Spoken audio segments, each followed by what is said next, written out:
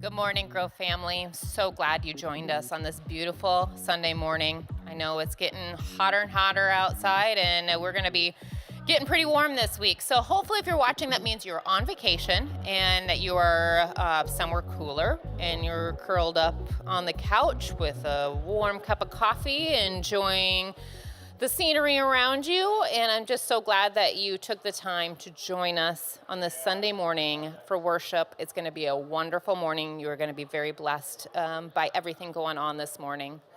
But what else is going on out there? Well, our Malawi team is on their way back. They are, from what I hear, probably on the plane, but they made it to London okay, and they're on their way back to the United States and should be arriving tonight. We are very excited to hear about everything that happened there. From the picture I've seen so far, it was just a wonderful, wonderful trip. We also have all of our high schoolers. They are in California this weekend. They spent a few days in Watts, California, right outside of Compton, doing some work there. And then they headed to Huntington Beach to enjoy a beautiful beach day. And then they get to spend some time in Disneyland. So it's been a really awesome trip for them. They're having speaker this week to really just bring the word in a special way for high schoolers. And then tomorrow, our junior hires are heading out, and they're going to Biola University in California for the week. And it's such an amazing way to experience God for those junior hires. And we've spent this June with VBS and Zone Summer Days for our youth in sports camps that have devotionals and everything. It's so wonderful that we can bring the word to kids of all ages. All of those things are possible because of giving and your support and your partnership with that. So we thank you so much that you are partnering with us in ways that are just really, really special. Today, though, what we have for you is we have a special morning with Johnny Diaz. Wonderful Christian singer. He's the one that sings Breathe, and he's going to join us soon with that song. And we're so excited that we get to have him lead worship today. He has a new song that he's going to be singing too. It's just going to be super special morning. I hope you guys tune in, and if you live close, I would say in the next, 5 minutes away, come on down, grab a cup of coffee, come sit, listen to Johnny. We have Pastor Scott is going to be speaking this morning, and he has wonderful, wonderful sermon ahead of you. We hope that you stay tuned for the whole hour. It's going to be special, and we're so glad that you joined us, and I hope that you have a wonderful week. We'll see you next week. Thanks a lot, guys. Well, good morning. Welcome to the Grove. My name is Johnny. It's a pleasure to be here with you guys this morning. Let's all stand and sing these songs together.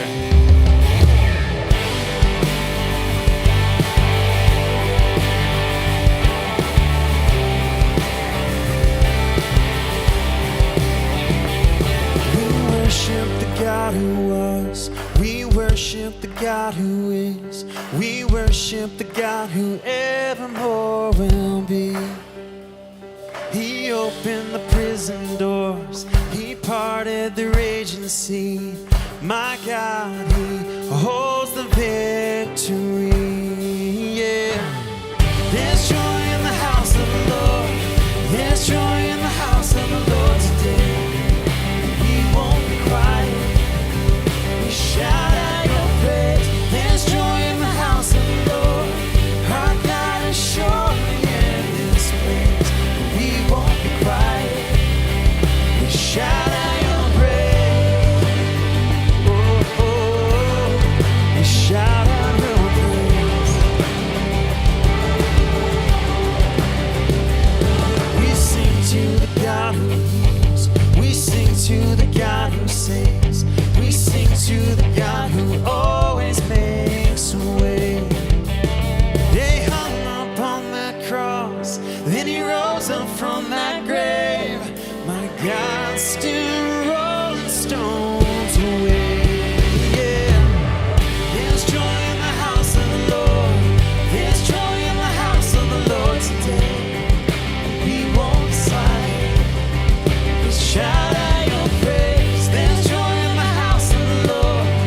Our God is surely in this place. We won't be quiet. We shout out your praise. Let's sing this together. 'Cause we were the beggars, now we're royalty. We were the prisoners, and now we're running free. We are forgiven, accepted, redeemed by His grace. Let the house of the Lord sing praise. Let's sing it again. Here we go. We were the beggars, and now we're royalty. We were the prisoners, and now we're running free. We are forgiven, accepted, redeemed by His grace. Let the house of the Lord sing praise. Let me hear you. There's joy in the house of the Lord. There's joy in the house of the Lord today. And we won't be quiet. We shout out your praise. There's joy in the house of the Lord. Our God is surely in this place. We won't be quiet. We shout out your praise. There's joy in the house of the Lord. There's joy in the house of the Lord today. We won't be quiet. We shout out your praise. There's joy in the house of the Lord. Our God is surely in this place. We won't be quiet.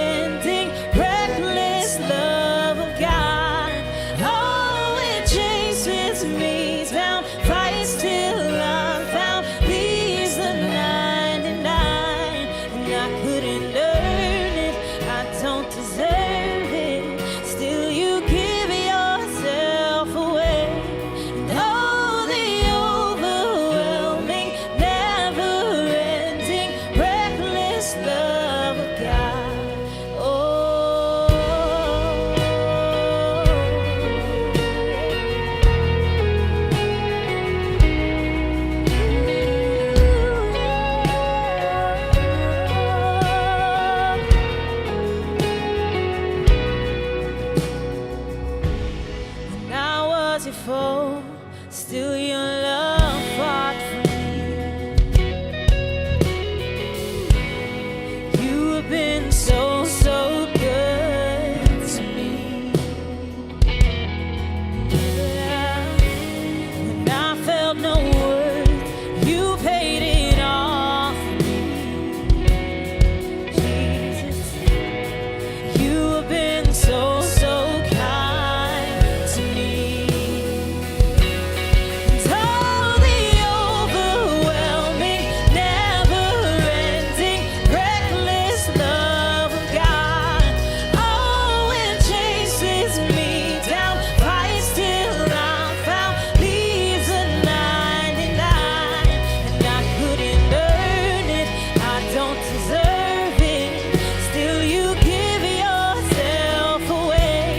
And all the overwhelming, never-ending, reckless love of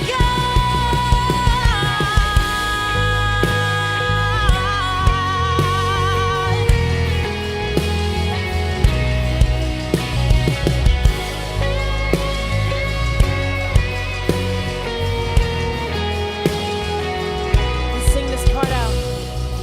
There's no shadow you won't light up, mountain you won't climb up, coming after me. There's no wall you won't kick down, lie you won't tear down, coming after me. Declare it. There's no shadow you won't light up, mountain you won't climb up, coming after me. No, there's no wall you won't kick down, lie you won't tear down, coming after me.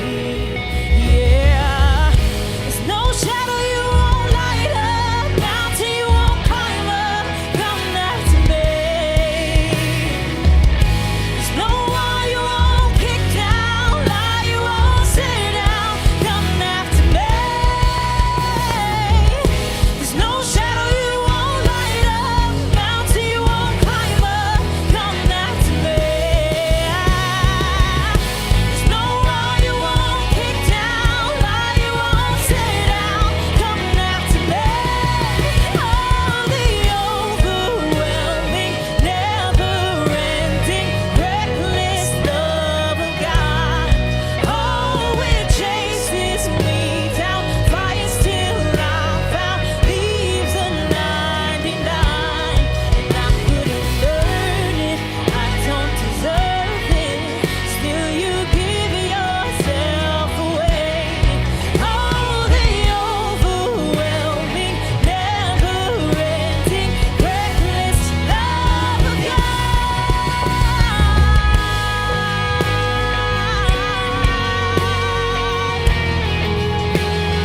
reckless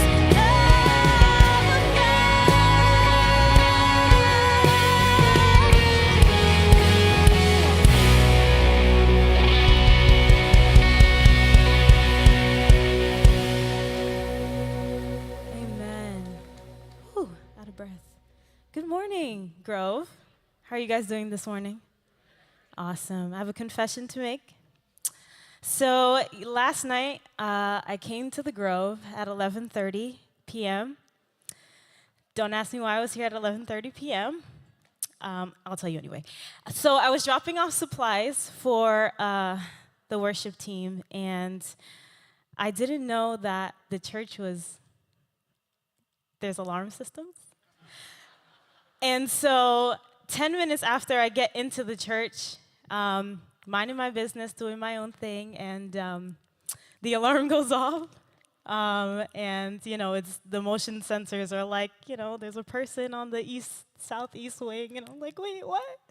The police showed up.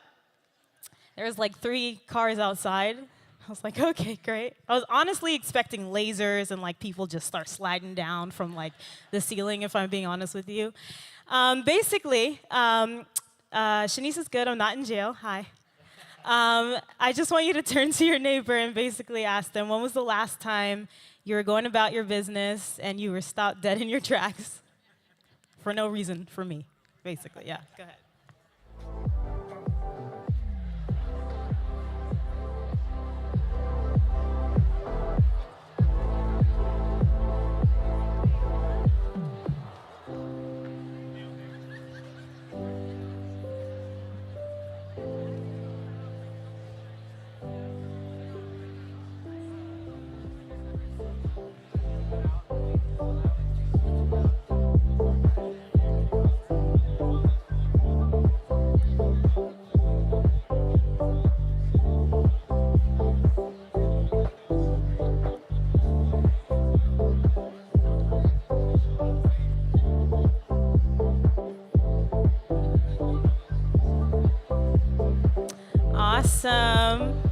Thank you, Grove. You guys can go ahead and have a seat. All you potential convicts. Just kidding. So today, we have a special guest. He traveled all the way from Nashville, Tennessee.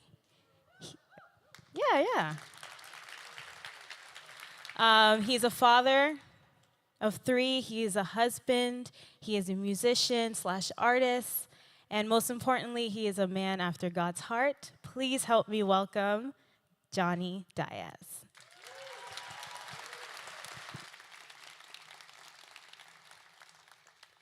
Thank you. I'm glad you're not in jail. That's good. Grove, how you guys doing? It's such an honor to be here with you guys. Not only worshiping with you, but I get to share a couple of my own songs, if that's okay. I don't know why I said if that's okay. I'm going to do it anyway. I'm not used to having people behind me while I play music. That's you guys are making me nervous. It's not your fault. It's my fault, but I'll get used to it. How many of you, by a show of hands, have heard of a concert promotion company here in Arizona called Extreme Faith Productions? Anyone? Okay, a lot of you. Yeah, they do a ton of concerts. In fact, that's one of the reasons I'm here in town Friday night. I got to play at a thing called Elevate Festival, and they do concerts all over the valley all year long. They even do tours that go all over the country. And for whatever reason, they like me, and they keep bringing me back out to the Phoenix area. And so over the last few years, I have been here a ton, and I have really enjoyed getting to know people, getting to know, the Phoenix culture, if you will. And I've been here so much that I wrote a song for the people of Arizona. Yes. You probably shouldn't cheer until you've heard it. But I'm going to play it for you now. This is called Arizona.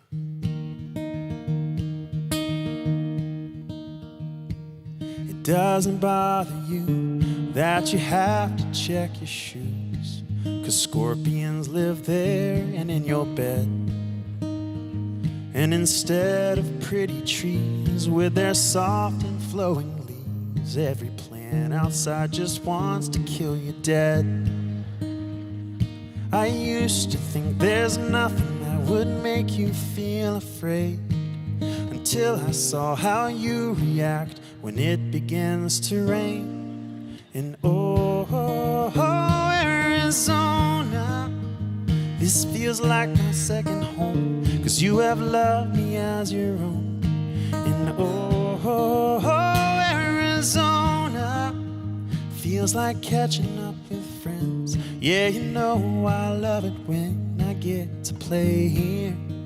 Wish I could stay here in Arizona. Every June I come your way to play songs that elevate. It always lifts me up when I am down. And in the fall and in the spring, oh, that's when I get to sing in crazy people's backyards all across this town. At concerts, marriage date nights, and it gets hard to believe, after all my time in Phoenix, you're not sick and tired of me. And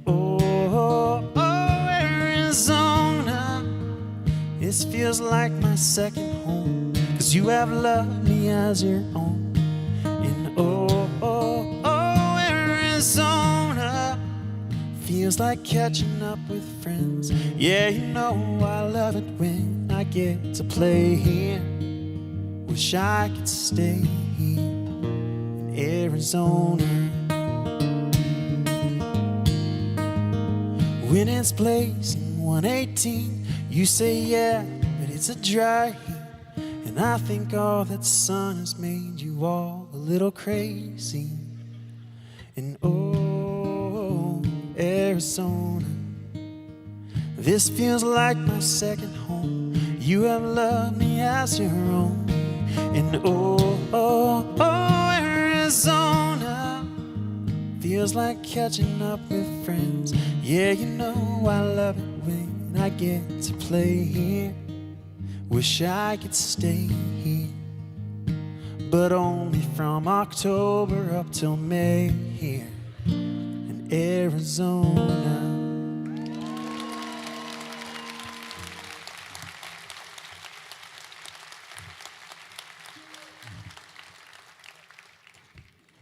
It checks out, right? Okay.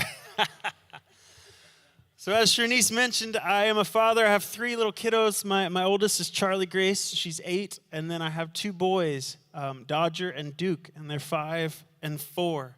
And those boys are a riot. I love them. They're a handful, but they're so much fun. And right before we started having kids, my wife and I got this crazy idea to open up a business together. We started a gym in Nashville. It's called Fit Factory. And we do group fitness classes. What started with her going to the park 2 mornings a week and doing a 1 class has now turned into, we have a 6,000 square foot facility. We have 11 classes a day. We have 4 full-time employees. We have all this stuff that we never dreamed of. It's been more of a blessing than we ever dreamed. But it's also been way more work than we ever dreamed as well. And so you throw into the mix the kids, the gym, and the fact that I still get to do this music thing. And as you can imagine, life gets busy, right? And I know a lot of you are in that same place for different reasons, unless you're a musician who owns a gym, in which case we should be friends. But you know what I mean, right? There's just not enough hours in the day sometimes. And so a few years back, I was in one of these crazy busy seasons. And on top of all the things I just mentioned, I also had my record label kind of breathing down my neck saying, Johnny, it's time to start working on a new album. We need songs. We need you to write songs so that we can kind of sort through and figure out which ones we want to record. And I remember sitting down to write one day. And normally when I write songs, I spend some time in prayer. And I say, God, be the inspiration. Show me what people need to hear. Show me what I need to hear through this song. I spend some time in prayer. That day, my prayer was, God, I ain't got time for this. I don't have time to spend all day writing when who knows if anyone will ever even hear this song, right? Like most of the songs I write, you don't get to hear because they're terrible. And in my frustrated prayer, God, in his sovereignty, reminded me of this story in the Bible of Mary and Martha when Jesus came to visit them. Remember that story? Remember their different responses to Jesus being in their house? Like Martha, I get Martha. She was cooking and cleaning and serving and doing all these good things. But Mary didn't let the good get in the way of the great. Right? Mary didn't let serving God replace knowing God. And if I'm honest, so many times doing this whole Christian music thing, I feel like God's employee rather than God's child. Doing good work, but kind of missing the point, missing the why. So I knew when God laid that on my heart, I needed to write a song that every chance I got to play it, it would remind me that I'm not a human doing. I'm a human being designed to just rest in what my Savior's already done for me, right? It would remind me to be a little bit more like Mary. And so I wrote this song. I'm not sure if you've heard it or not, but this is a song called Breathe.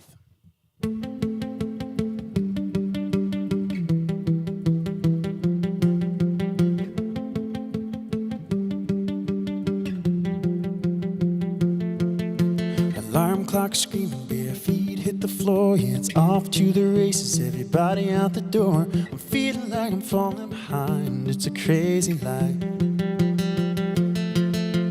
90 miles an hour, going fast as I can, trying to push a little harder, trying to get the upper hand. So much doing, so little time, it's a crazy life.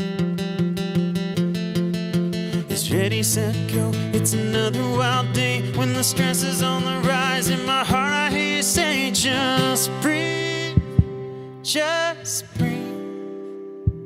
Come and rest at my feet and be, just be. Chaos calls, but all you really need is to just breathe.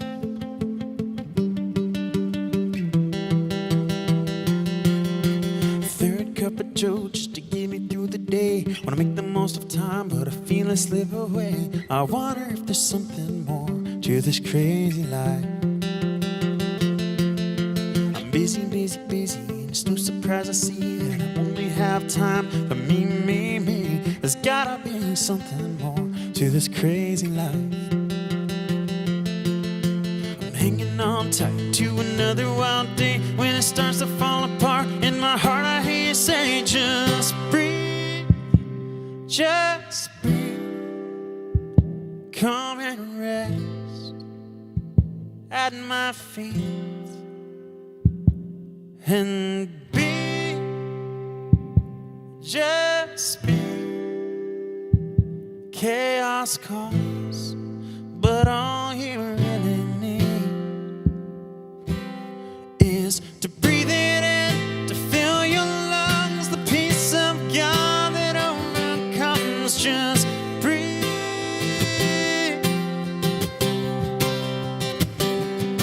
Let your weary spirit rest. Lay down what's good and find what's best. Just breathe.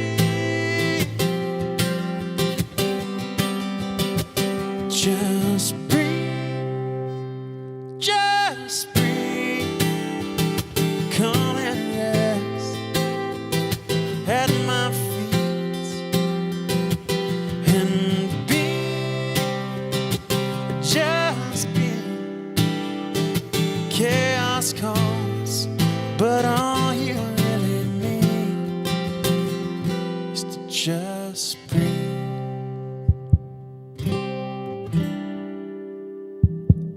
Just breathe.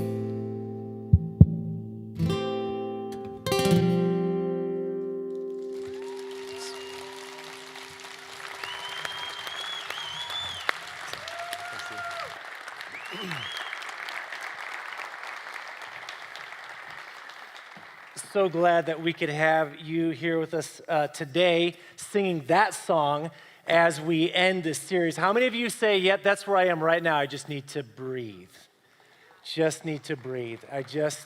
There's part of you that's like you just need to close your eyes, be where your feet are.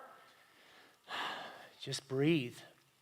This series that we're in, I'm not fine. How are you? Okay, that's where the breathing part comes in. So if you've been with us for the past few weeks, and if not, welcome, and that's what we're talking about. That's why I said all that's a study in Lamentations. We've spent the last few weeks looking at things like anxiety, right? And yeah, breathing is probably pretty important if we're dealing with some type of anxiety. We've talked about things like pain and suffering and anger and worry, and today, like things like questions and doubts. So we wrap this series up today. Who's ready for another look at Lamentations? Yes, there you have it, Ray. The people, they've spoken. The votes are in, fired up. They're excited. No, this will be great. We're gonna wrap this up today. This will be good. So this is the end of Lamentations. Lamentations is only 5 chapters long. So this is literally the last 4 verses of the book of Lamentations. Okay, here we go. You, Lord, you reign forever. Your throne, it endures from generation to generation. That's beautiful, right? So why do you always forget us? Why do you forsake us for so long? Restore us to yourself, Lord, that we may return. Renew our days as of old, right? This is the first place where the good old days, that's where it was born from, right there. Unless you've utterly rejected us and are angry with us beyond measure. So our last 4 verses of the book, Lord, you reign forever. Where'd you go? Did you forget about me? Lord, restore us to you, unless we've just gone too far and we're beyond that point. The end. The end. No answer, no response, no resolution to the story. That's it. It ends right there. God doesn't answer those questions. Here's the thing. God doesn't just answer, or God doesn't just not answer those questions. God actually, if you've been tracking through Lamentations, God doesn't answer at all in Lamentations. God doesn't speak at all in Lamentations. Go ahead to the next one, Ray. Here's what we have. Look, Lord, and consider. See, Lord. Look, Lord. Lord, look at them. Remember, Lord, look and see. Lord, restore us, Lord. And in every case, in every time, Lord, look, Lord, see, Lord, look at them, remember, restore. God never answers, right? Sometimes God is silent. Sometimes God is just silent. Now, to be sure, God is a God that speaks. Okay, I mean, opening pages of our, page 1, right? In the beginning, God created, and God said, "Let there be light," and God said, "Let the waters above be separated from the waters below." And God said, and God literally speaks His words like order into this chaotic world. Okay, God is speaking for sure. But then we come to the end of the Old Testament, and between the Old Testament and the New Testament, there's 400 years of silence. God doesn't speak. 400 years. And then I love how the New Testament kicks off and how John puts it. He says, in the beginning was the Word, right? The Word, the voice, the Word of God. The Word was with God and the Word was God, right? And we discover, of course, that this Word is Jesus. So God speaks most definitively in and through the person of Jesus. What better way to speak to us, to relate to us, to connect with us than for Jesus to come as one of us? God speaks, but sometimes God is silent. C.S. Lewis, great theologian in the 20th century, wrote dozens of books. This is one of them. It's called A Grief Observed. He wrote this about a year after the passing of his wife. This is what he says. When you are happy, you have no sense of needing him, talking about God, of course. But go to him when your need is desperate, when all other help is vain. And what do you find? A door slammed in your face, a sound of bolting, and then double bolting on the inside. And after that, silence. The longer you wait, the more emphatic the silence will become. Have you ever been in that place with God where the silence becomes deafening? Sometimes God is silent. And I started thinking, God, why is that? And I think one of the reasons, part of it is that, God's silence does give space for, does give room for our venting that we do, right? For us to cry out to God. And for him to give us space, for him to be silent and allow you to vent and to cry out to him is actually a good thing. I think in a sense, God almost, there's almost an honoring, an appreciation, like a dignity that he gives to your voice to vent and to cry out to him, and he remains silent, right? We've all been there with someone when we're wanting to speak and they just keep butting in and talking over us, and you feel undermined when that happens, right? So God doesn't do that, right? He gives that space, and so there's something maybe to appreciate there, right? The room to cry out to him. But I think another big part of this is simply the fact that God gives this silence at times because the answers that we're asking, the questions that we're asking, we can't handle those answers. Like, we are so limited in our understanding, our ability to comprehend the answers that God would give us. We're too finite for that. So a week ago, I go to the Grand Canyon. My wife and I, her folks, two of my kids, Ava and Zane, they go with us. They've never been to there it is. They've never been to the Grand Canyon. My wife and I have been there for a long time ago, and we don't want to be those parents. Like, you live in the Grand Canyon State, you never take your kid to the Grand Canyon, right? I mean, none of you are those people, are you? Okay, all right, just kidding. So we take them there, and we go to the Grand Canyon, and we go to the edge.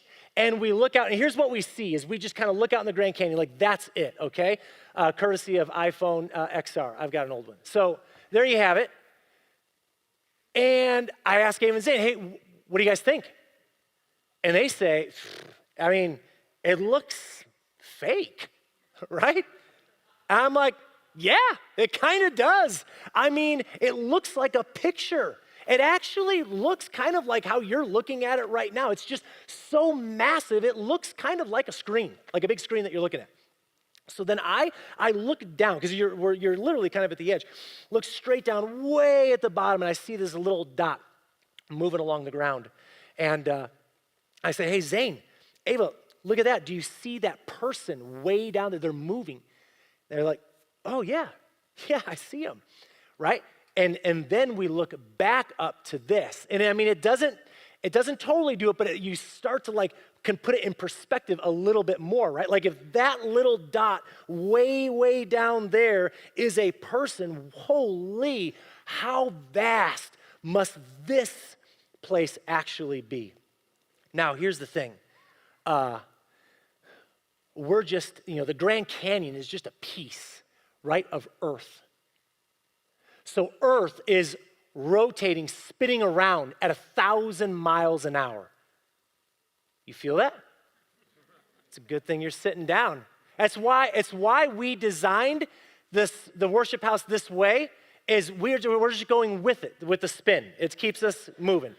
It just keeps us rotating. It's very organic and natural. The Earth is spinning 1,000 miles an hour, okay, around. But then the Earth is spinning around, like in our solar system, it's flying around the sun at 66,000 miles an hour. The Earth is flying around, rotating around our sun, which of course is the star in our solar system. Now, there's a number of other planets, like in our solar system. We've got 8, because Pluto got the boot a while ago. So 8 planets, and then a couple little tag-alongs. But 8 that are flying around. Earth is flying around 66,000. And our solar system is flying through the galaxy at 450,000 miles an hour, okay? Our solar, so us, 7 other planets, the sun, couple wannabe planets, flying 450,000 miles an hour. Now, I can tell you are not impressed, which is fine, because I've got more. The solar system exists like in the Milky Way galaxy, right? So our solar system exists in the Milky Way galaxy. But we're not the only solar system. Look at that. 3,916 solar systems exist in our galaxy. That means that there's 3,915 other stars like our sun with planets, however many, flying around them, flying through the galaxy at 450,000 miles, or whatever they're doing, whatever their speed is. I like to think that we're a little bit faster than the other solar systems, but alas. Okay, now, still not impressed? I've got more. Hit it up.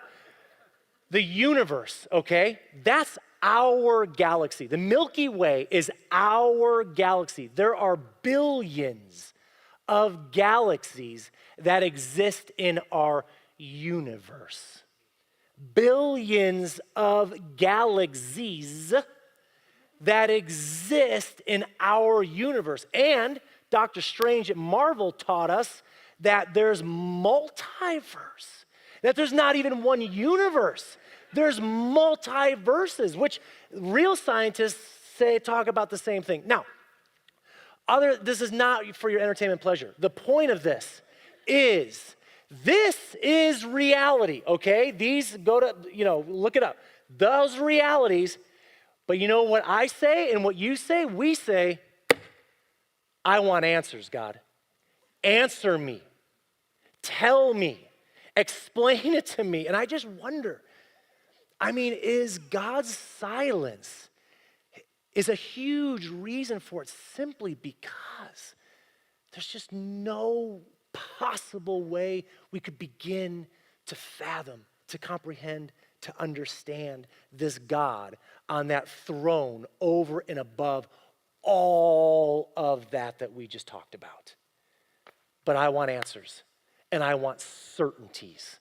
I want to be sure, and I want explanations. This is exactly where Job got to in Job's story. So Job loses everything in his life. He's crying out to God. God is largely silent to him as well. But in chapter 38, and maybe if Lamentations went on to 38 chapters, the same thing would happen there. I don't know. It ends at chapter 5, awkwardly, mind you. Job goes on. Chapter 38, Job is questioning God, and here's God's response. Who is this that obscures my plans with words without knowledge? Brace yourself, Job, like a man, and I will question you, and you shall answer me. Where were you when I laid the earth's foundations? Tell me if you understand.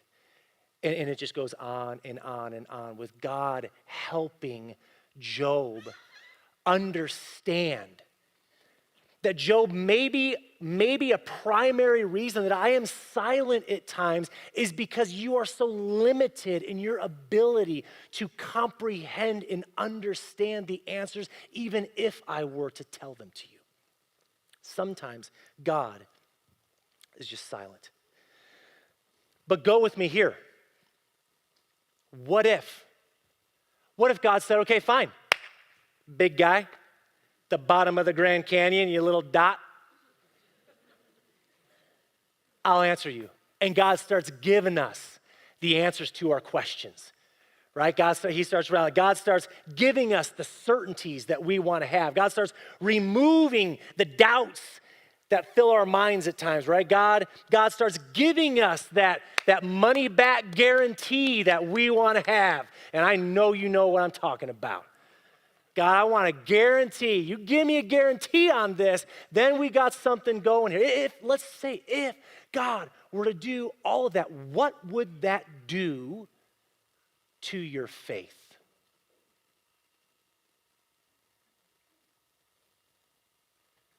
Would you even need faith? Would faith be a thing? I mean, what would be the point of faith? What would be the point of it?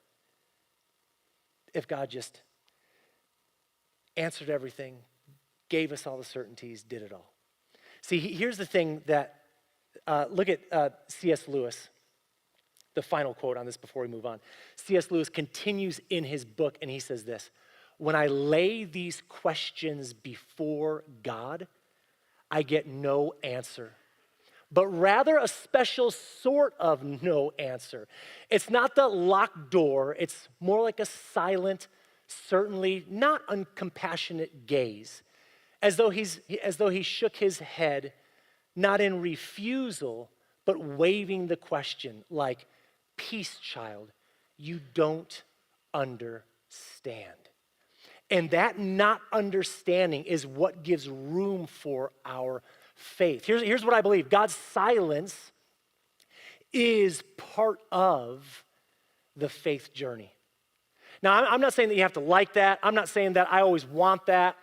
I'm not saying that that's always easy. I'm just saying God's silence is part of our faith journey. I mean, the fact that we want certainty and we want all the risks removed, I mean, it's the very fact that the risks are real, right? It's the very fact that I don't have 100% certainty on the outcomes.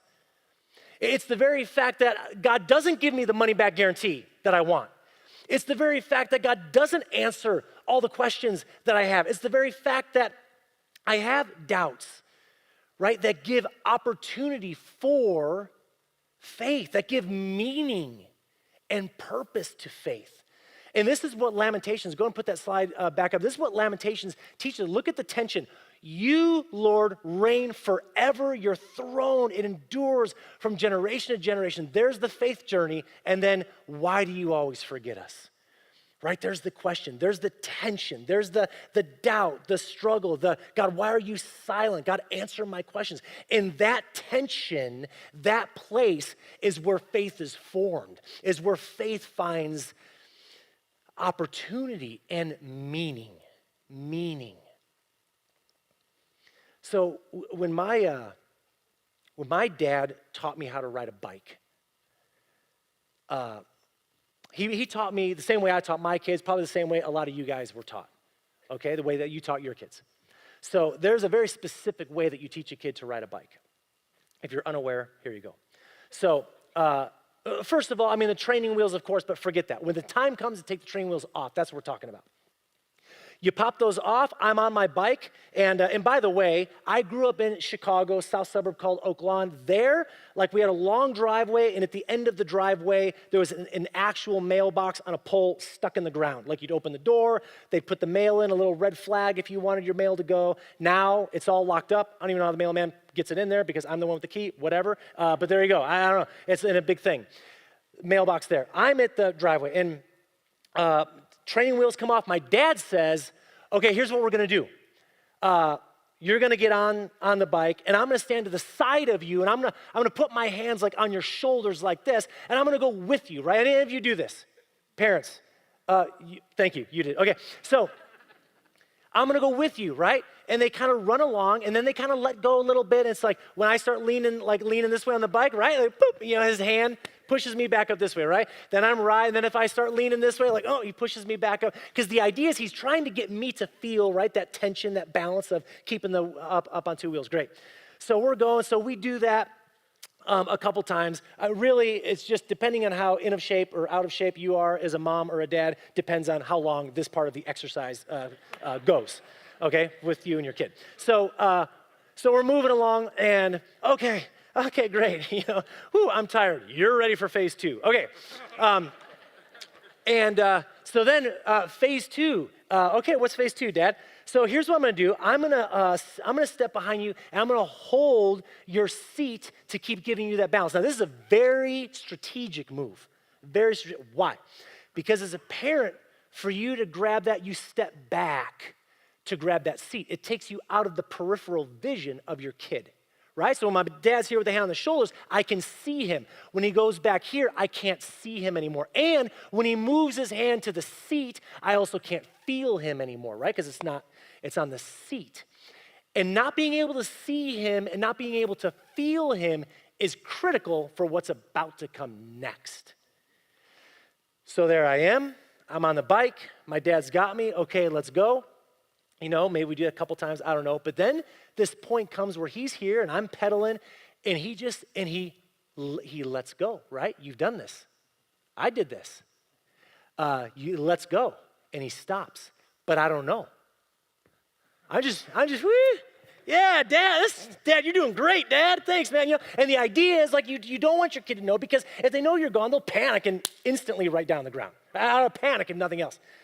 So you don't want your kid to know. You want them to, and I'm just going, and then all of a sudden I start getting the, and I'm doing this on the bike, and it's leaning, and for whatever reason, like my bike has brakes.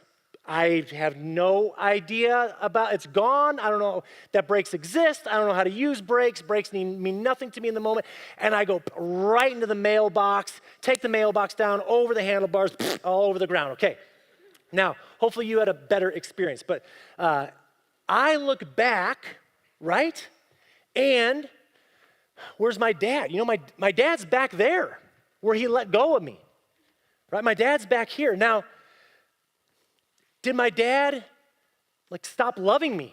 Well, no, of course not. Did he want me to? Well, no, he didn't want me to go into the mailbox. Obviously, he had to fix it, not me. He didn't want me to go into the mailbox. Did he stop loving me? Was he no longer for me because he let go and let me ride? No. What does he know? He knows this is part of the process of me learning to ride a bike. This is part of the journey of me getting to the place where I'm just kind of riding. Part of that journey is him letting go of that seat. And he still sees me. He still hears me. He still loves me. He's still for me. But there is this space and silence that has grown between us.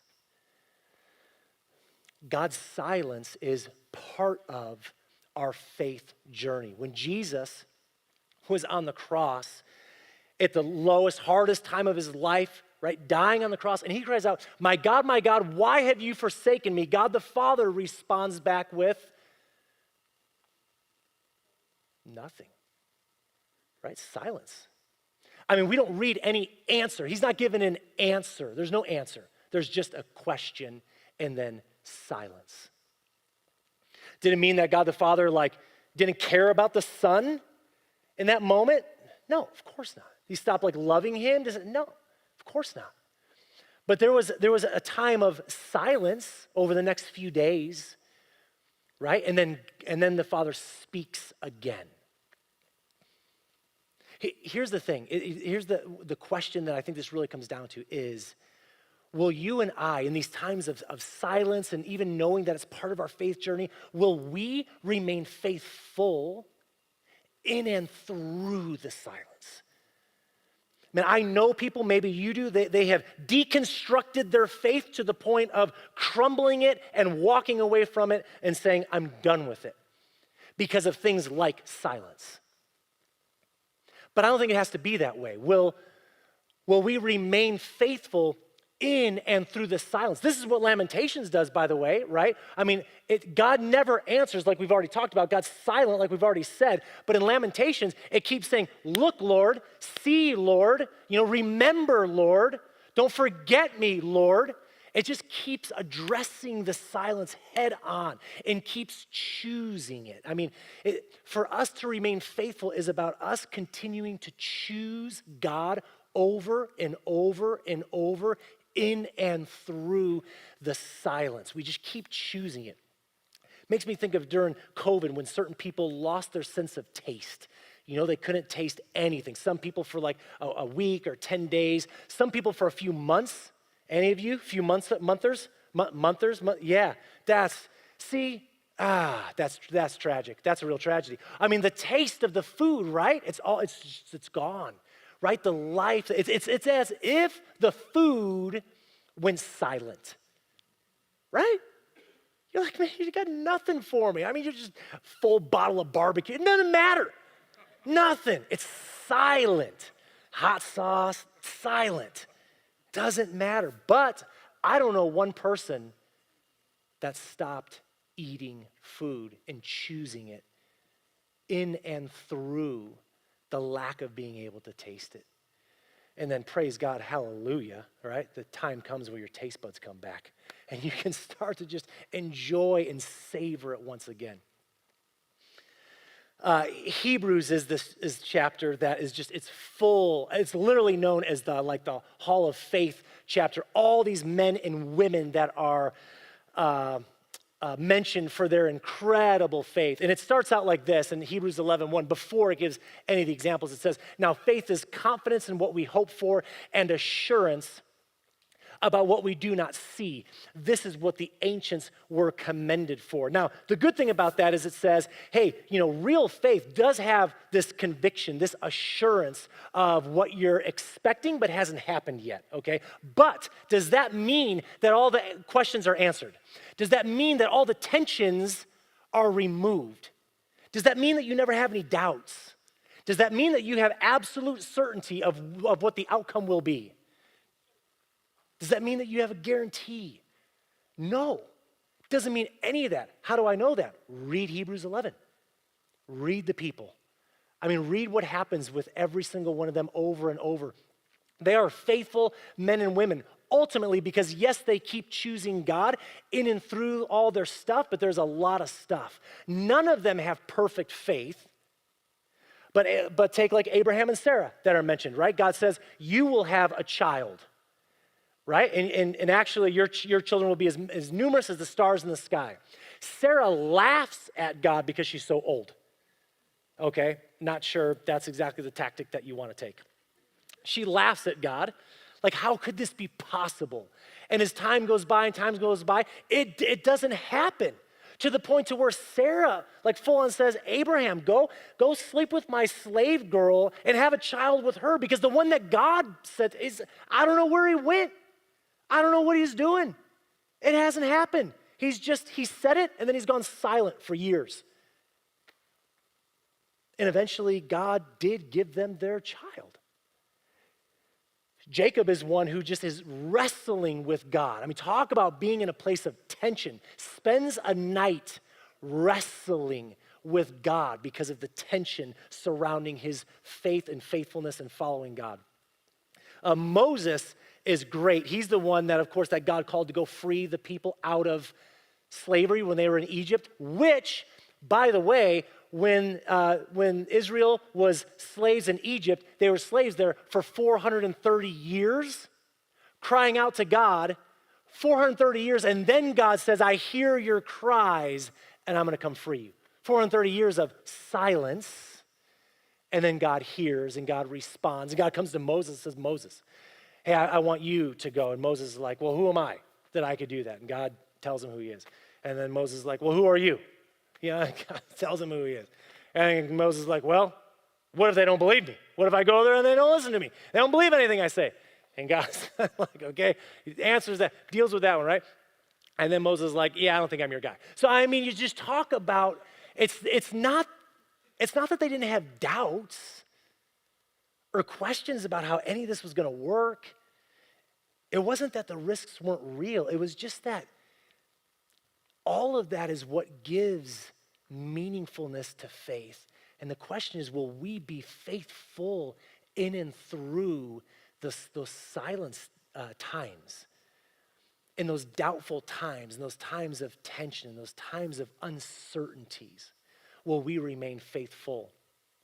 And I love how Hebrews ends. And you have all chapter 11, all these men and women mentioned for incredible acts of faith. And then it says this, yeah, here's the deal. Fix your eyes on Jesus, right? The pioneer and perfecter of faith. That is the beginning and the end of your faith is Jesus. In other words, what Hebrews is saying is like they didn't have perfect faith, and they didn't get all their questions answered either, and they didn't have all their doubts removed, and they didn't have 100% certainty on what the outcome was gonna be. But they remained faithful in and through the times of silence and all of that because they stayed fixed on the object of their faith, right? They kept choosing God. The only way you keep choosing God in and through the silence is if ultimately you're fixated on him, right? I mean, all the questions and all the doubts and all the things can be happening, but in and through all of that, you're saying, I'm focused on the object of my faith. I'm focused on you, God. I choose you again and again and again. And while we may fall along the way, we too are faithful people in and through because we keep choosing God in and through all of it. And you know what? One day,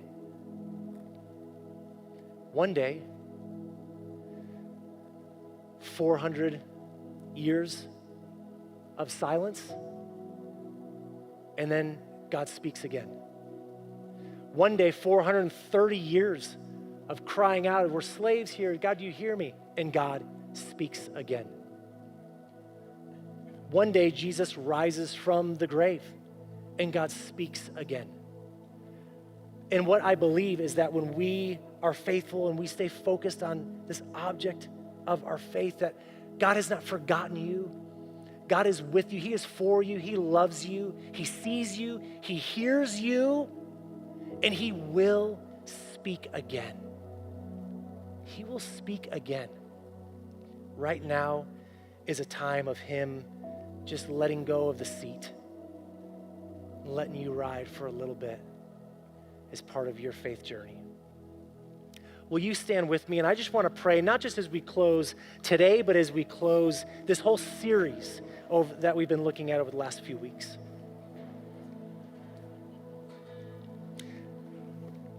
God, we confess, we absolutely do not understand everything about you.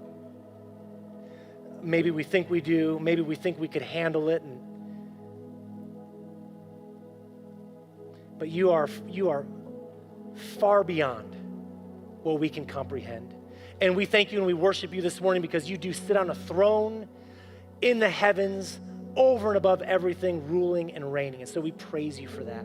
And while we sit here with all of our stuff and our questions and our doubts and our uncertainties, or whatever else it is, as we sit here for some people in a time of silence, wondering, God, did you forget about me?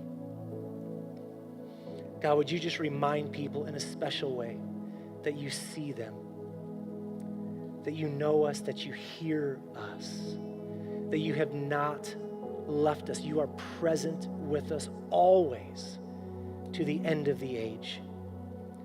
God, will we find comfort in those words? Will we find comfort in one another? And God, would you speak again soon to each person here? I pray in your name, amen.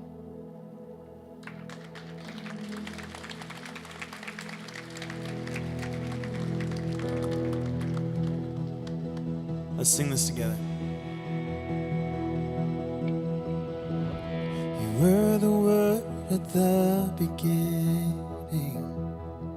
one with God the Lord Most High. Your hidden glory in creation, now revealed in you are Christ. What a beautiful name it is. What a beautiful name it is. The name of Jesus Christ, my King. What a beautiful name it is. Nothing compares to this. What a beautiful name it is. The name of Jesus. You didn't want heaven without us, so Jesus, you brought heaven down.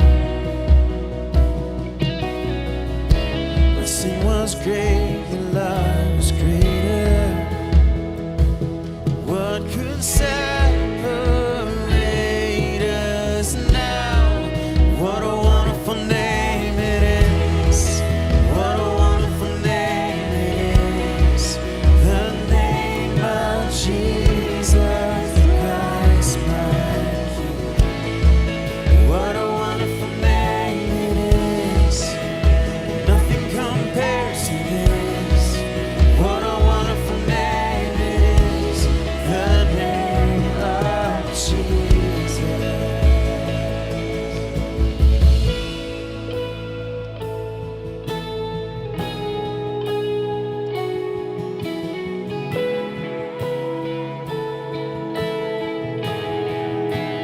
Death could not hold you, the veil torn before you. You silenced the boast of sin and grave. The heavens are roaring, the praise of your glory. For you are raised to life again. You have no rival, you have no equal. Now and forever, God, you reign. Yours is the kingdom, yours is the glory, yours is the name above all names. What a powerful name it is. What a powerful name it is. The name of Jesus Christ, my King. What a powerful name it is. And nothing can stand against. What a powerful name it is. The name of Jesus. What a powerful name it is. The name of Jesus. What a powerful name it is. The name of Jesus. Amen. Awesome. Well, church, can you thank Johnny again for being here today? Thanks, man. It's great to have you. He's got a table set up out in the lobby, so if you would like to go home with some of his stuff today, make sure you stop by the lobby, check out his table of stuff there, and thank you for what you give each and every week here to the Grove. God's using it in your ministries here. Sometimes we have unexpected things that come up, like bailing Shernice out of jail when she gets. So just kidding, but I'm sure that was scary for you. But glad you're here. Thank you for what you give, just as part of your worship with what God's doing here and all around the world. It's because of you, and so we couldn't do it without you. So thank you for that. We've got giving boxes all around the back of the room. I invite you to go there. You can give online as well in one of those ways. Have a great rest of the day.